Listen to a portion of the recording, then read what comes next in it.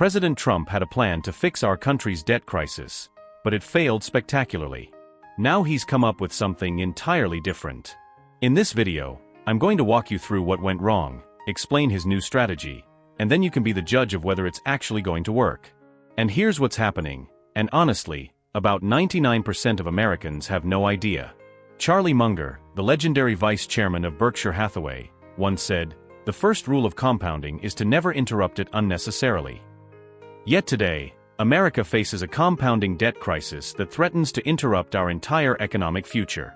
As we examine President Trump's bold new strategies, combining cryptocurrency and gold, we must ask ourselves, is this financial genius or desperation in disguise? The debt crisis is real, and it's devastating. Let me be direct. The United States of America is drowning in debt. The federal government currently owes $37.2 trillion. To put that into perspective, that's not just a large number, it's an existential threat to our economic future. How did we get here?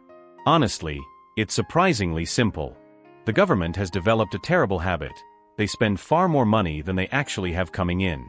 Every single year, the gap widens. The debt keeps building, and nobody seems to be taking it seriously until now. The borrowing trap. When you spend more money than you earn, you have to borrow. That's exactly what the US government does, except on a scale that's almost incomprehensible. The federal government borrows money by issuing something called US Treasuries, Treasury bills, Treasury notes, and Treasury bonds. Think of it this way: when you buy a US Treasury, you're essentially lending money to the government. In return, they pay you interest. Anyone can buy them: individuals, banks, institutions, even foreign governments. The problem gets worse. Here's where it gets serious. Over the next 12 months, the US government needs to borrow an absolutely staggering amount of money: $1 trillion for new spending, $9 trillion to refinance old debts, and another $2 trillion on top of that to fuel continued overspending. That's $12 trillion in total. Yes, trillion with a T.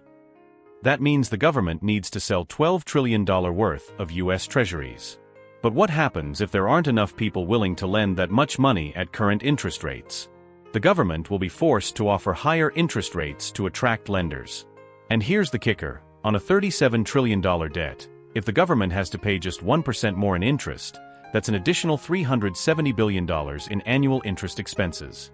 To give you perspective, we spend about $850 billion per year on national defense. So we're talking about nearly half of our entire defense budget just going toward paying interest on our debt. Trump's first plan, cut spending, it failed miserably. Initially, President Trump's solution was straightforward. He promised to cut government spending dramatically, balance the budget, and pay down the national debt. To lead this charge, he appointed Elon Musk to head the Department of Government Efficiency, or DOGE. Musk's goal? Cut $2 trillion from government spending annually. The government spends about $7 trillion per year, so this would have been enormous. Musk eventually acknowledged that $2 trillion was ambitious and said they might realistically cut $1 trillion. But here's the problem with this approach: government spending is a massive component of our entire economy. The G in GDP literally stands for government spending. If you slash government spending that dramatically, you trigger a severe recession. When a recession hits, tax revenues plummet, which paradoxically makes the debt crisis worse. The debt-to-GDP ratio explodes, the US dollar weakens, and you've created an entirely new crisis. Beyond the economics, there was fierce political resistance. Politicians and special interests depend on that government money flowing.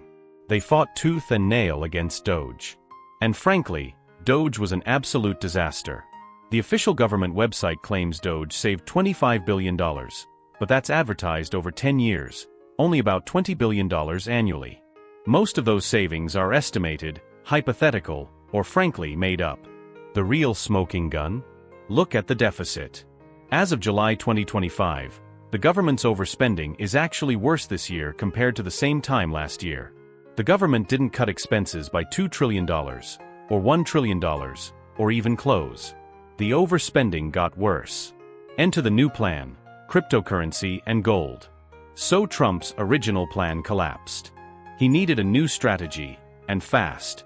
The core problem remained: the government has to raise $12 trillion in new treasury sales, and there may not be enough demand at current interest rates.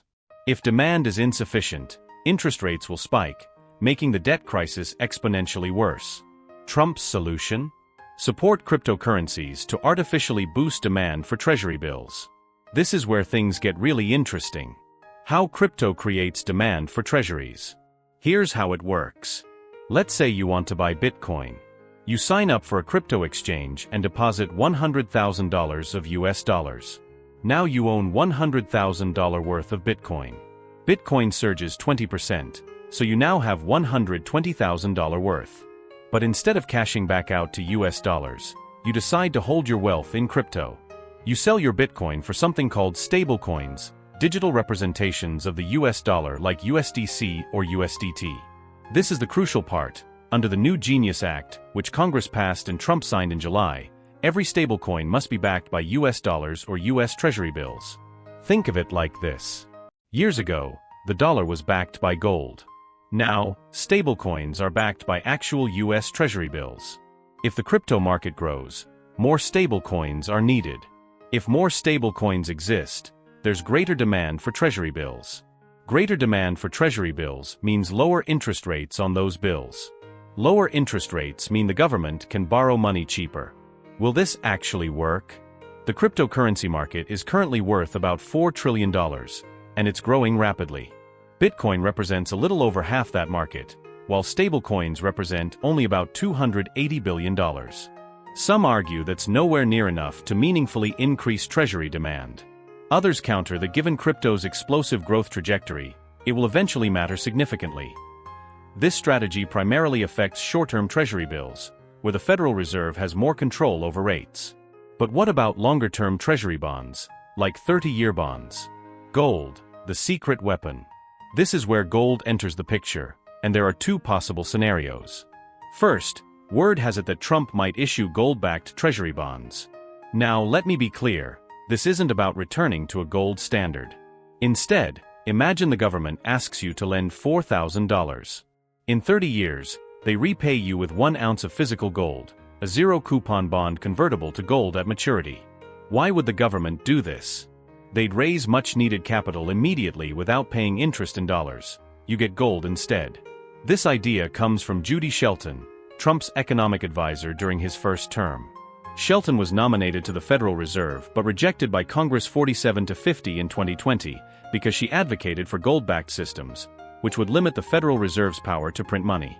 The gold revaluation wildcard. Here's the second, more dramatic scenario. The U.S. government holds 261 million troy ounces of gold. On the books, it's officially valued at just $422 per ounce. But the current market price is above $3,400 per ounce. That's an unrealized gain of hundreds of billions of dollars. Trump can unilaterally revalue that gold. Without congressional approval, he can do this literally whenever he wants. The government has done it before. If Trump revalues gold to, say, $15,000 per ounce, that suddenly creates about $4 trillion in new Treasury backing. That's $4 trillion less in Treasury bonds the government needs to sell into the market. People are expecting something major to happen with gold next year, especially around our country's 250th anniversary on July 4, 2026. Trump could theoretically use that $4 trillion windfall to fuel his initiatives, pay down debt, and claim he delivered on his campaign promises. The bigger picture, manufacturing matters. Here's something critical that often gets overlooked. America is trying to bring manufacturing back home. That's one of Trump's core initiatives. But you cannot rebuild a manufacturing sector with high interest rates.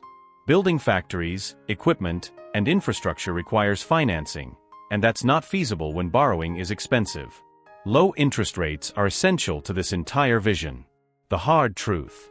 Let me be honest. Crypto, Bitcoin, and gold revaluations aren't real solutions to the debt problem. The actual problem is that the federal government simply spends too much money. They have an overspending problem. Period. Everything Trump is doing with crypto and gold? It's buying time. It's stalling. It's attempting to keep the show going for another day, another quarter, another year. These are financial engineering tricks designed to delay the inevitable reckoning until after the next election cycle.